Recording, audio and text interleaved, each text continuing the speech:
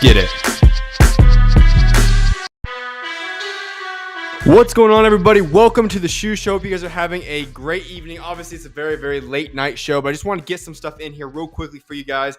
As we head into the weekend, there's not a lot of big stuff going down. There is Albert Bell. He's going to be fighting. Prince will be fighting, obviously, for his nickname. He'll be making his return to the ring this weekend, so that's going to be going down tomorrow. Also, there's a Misfits card, but generally speaking, it's another very, very light week of boxing. Not much going on this week. Next week, we have Sugar Nunez, at least one world championship fight, but once again, not too much. And then we get rolling again. We're Bud Crawford, Canelo Alvarez, and that incredible weekend on September 13th. But with that being said, though, today's going to be a very short episode. I just want to break down some of the biggest news going down in boxing today. So if there are any comments or topics you guys want me to address, leave it in the chat, and I'll make sure to address that during the show. Let's hop right into it, though. Joseph Parker and Fabio Wardley is now in play. A fight between the interim heavyweight champions, Joseph Parker and Fabio Wardley, is possible for October 25th at London's O2 Arena. Now listen, this would be a massive fight. When we look at this right now, Fabio Wardley obviously is coming off of the miraculous KO of Justice Huni, in which that fight, let's remember, I want to emphasize this a little bit more. I've seen a lot of people talking about this fight today, and so many people seem to have forgotten what was happening in that fight. Listen, I like Fabio Wardley. He's a good fighter. He's an entertaining fighter. I love watching him. He's an intriguing heavyweight prospect and fighter right there. But let me make this very clear. He was getting destroyed in that fight by Justice Huni. Until the miraculous KO on Justice Huni occurred, he was going to lose that fight. And here's the situation at hand. When we look at this, I'm not against this fight happening. I actually hope it does occur. I think the O2 Arena would be a phenomenal environment. I think Joseph Parker needs to go get back in the ring, get another fight underneath his belt. Fabio Wardley would be a great opponent for him to go in there and fight. But I feel like this fight is going to be a little bit more of a mismatch than people are really considering today. Why do I say that? Well, Justice Huni is a good fighter. Nowhere near the level of Joseph Parker, but he's still a good fighter nonetheless. And when we saw his technical stance and the way he was fighting that fight, he was in pretty much complete control of that fight up until he got KO'd. Now, it's heavyweight boxing. The KO can always occur, especially from a man like Fabio Wardley, who possesses some great power. But Joseph Parker is leaps and bounds better than Justice Huni is. And so I feel like this fight is going to be quite a mismatch. It's going to be one of those situations where Fabio Wardley will need one of those miraculous KOs to possibly beat Joseph Parker. Now, things could be shocking. He could have changed a lot of his game plan. But Joseph Parker is a man that, when we look at everybody in boxing right now, you have a legitimate case to make that he is the best possible guy to throw out there at Oleksandr Usyk to possibly give Usyk a loss. Now, I still think Usyk would win that fight, but that's my point I'm making. He is a very technically sound fighter, a great heavyweight, very talented. He has some good power as well, as we saw Marlon Bocoli, as we saw in other opponents. This is a situation where we look at it right now. Joseph Parker would be the easy favorite here. I hope it does get made. I think it's one of the best fights you could make that's realistic, since obviously we know that, well, let's be quite frankly honest, Usyk's not going to be fighting in the near future. I'll be discussing that momentarily. But on top of that, you have Daniel Dubois. Obviously, I don't think he's going to get one of those guys right now. He could be in the mix. There's rumors of a big fight. But if we're looking at Joseph Parker needing to get back in the ring and get a big fight in, this is the fight to make.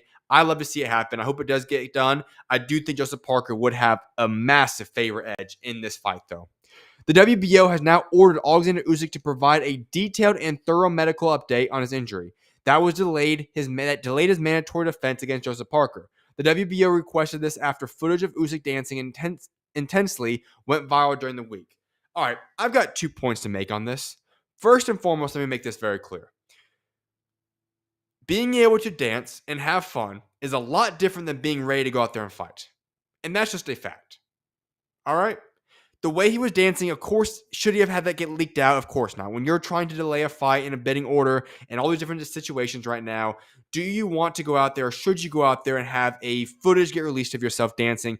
Probably not. It's not a good PR marketing stunt. At the same time, let's be honest, folks. Just because you're out there having fun, just because you're out there dancing, as Oleksandr Usyk was in that video, it does not mean that you are healed up enough to go out there and fight in the boxing ring for an undisputed fight. You're not. And I don't know exactly the extent of what the injury is for Usyk and so on and so forth.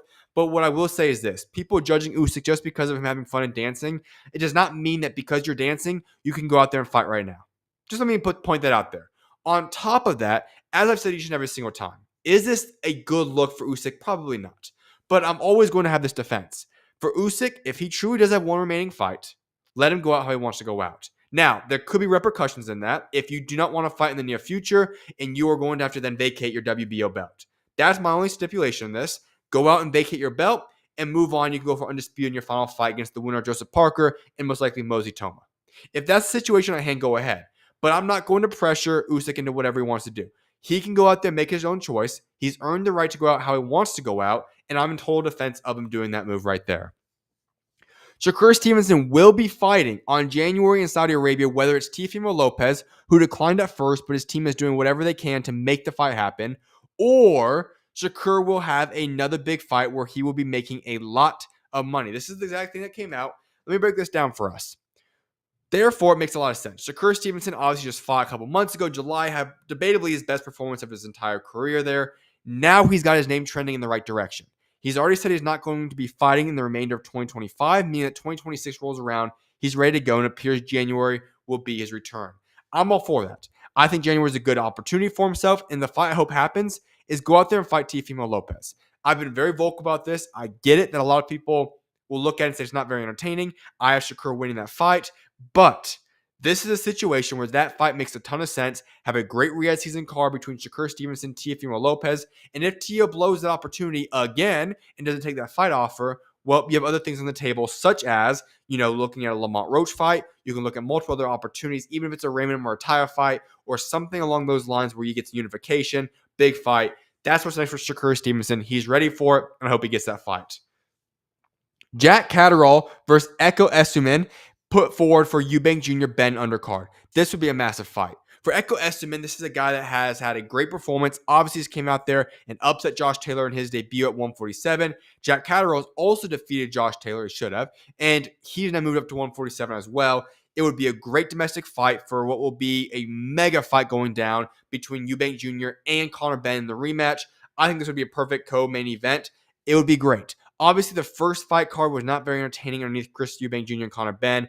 This would be a good situation here. I know Jack Catterall is not the most entertaining guy whatsoever to watch, but Echo Essuman typically is a man that you can count on to bring some excitement to the ring, have a good fight. I think he could spice it up a little bit, and I do hope that they make this fight the co-main event, put in chief support of Conor Benn and Chris Eubank Jr., or even if you have a bigger fight, make it third or fourth fight, whatever it is. The last thing I want to get into on today's show is that purse bids for the Subriel Matias-Dalton Smith WBC Super Lightweight Title Mandatory Contest will take place on Tuesday, Eddie Hearn has revealed. Turki Al-Sheikh was hoping to stage this bout on November 22nd in Riyadh, but they could not agree to terms with Matias' side. All right, here's what's interesting here. I go back to what happened when Subriel Matias won in New York just a couple months ago. It was a very odd scene. Nobody was asking for Subriel Matias-Dalton Smith. Literally nobody. Now, is it the mandatory? Yes, now it's become that, but nobody was asking for it. We could have very well gone on with Subriel Matias beating Alberto Puello and him going to the locker room. Nobody needed the Dalton Smith face-off. It wasn't that big of a fight, still not that big of a fight. Nobody really cared about that situation, so it seemed very staged, very weird when Turki Al-Sheikh brought out Dalton Smith and did the face-off in the ring. As I said, it is what it is, but that should only be reserved for big fights, and Dalton Smith, Subriel Matias just is not that. Nobody really was interested in that. Nobody really wanted to see that. Most people, I think, would rather prefer to see Alberto Puello and Matias run it back, but it is what it is, so on and so forth. The biggest thing that really makes me a little bit interested here is why did Turki Al-Sheikh bring out Matias and Dalton Smith when apparently now the fight was never agreed to? Nobody had any negotiations, and now we're in a situation where even though they pretty much announced November 22nd card, this fight no longer appears to be on it. So there's going to be an opening now for somebody else to fill it. My preference would be Janet Beck versus Carlos Adames. They both pointed it out today on X, but we'll talk about that another time. But overall, it's just a weird situation. I'm overall in favor of Turki Al-Sheikh, the way he moves, what he does. I just don't feel like the way he handled the Subriel Matias Dalton Smith thing was right. I think it didn't make a lot of sense, and now it's backfired, and we'll see what ends up unfolding here. Here's my guess what's going to happen, though. This fight will likely happen. I think what we're going to see it happen is he's going to push it back a little bit. I think the fight will go down in December on the Xander Zayas undercard. Remember, Xander Zayas will be returning to the ring. He wants to do it in Puerto Rico. I think that will be his first title defense, and I think this could be the co-main event. Subriel Matias defending his belt against Dalton Smith. Puerto Rico will fund it by putting a lot of money from the government into this fight. That's something they have done. They're a very big boxing advocate. They want to grow the sport out there. This would be a great card to make, and I would not be surprised to see that happen. Also, this fight card could possibly go down on the Monaco fight card that Eddie Hearn and Matchroom is currently working on. So we'll see what's unfolding there. But overall, I think the situation, the way it was handled, was a little bit odd. It didn't need to go down this way. And now we're in an interesting situation where, we're talking November 22nd. It's going to be one of the biggest fight cards we have maybe ever seen. And you now have one of the fights on the fight card. Probably not going to happen because it's going to bids. Now, could Turki Al-Sheikh very easily go into the situation and provide the financial benefits or whatever is necessary to win the fight and to win the bid? Sure. But odds are quite high. It's a 70-30 split in favor of Matias. Salida Promotions, they're going to be the ones really working on this. I think they're going to make this fight go down in Puerto Rico. They're not too fond of Turki Al-Sheikh overall. I think the way they're handling it, that's just my guess. But it is what it is. This fight is not going to be happening November 22nd, most likely. It's going to purse bids, and we'll have more details on this on Tuesday. With that being said, I don't see any more comments in the chat, so I'll be wrapping up today's show. As I said, it was going to be a very short show. I just want to get on here, break down some boxing news for you guys, and get you guys on your way to have hopefully a phenomenal weekend. I will be back live on Monday. There also will be a lot more guests next week. I think there's currently 4 guests booked. Might be 5 now. I forget what it is on next week's show, so make sure to tune in. I will see you guys back on Monday. May God bless you guys all. Have a phenomenal weekend, and I'll see you guys back live here on Monday. Enjoy the weekend. I said not a lot of fights either, so hopefully you guys enjoy the weekend. Touch some grass. Enjoy the weekend. I'll see you guys on Monday. May God bless you guys all. SchuZ out.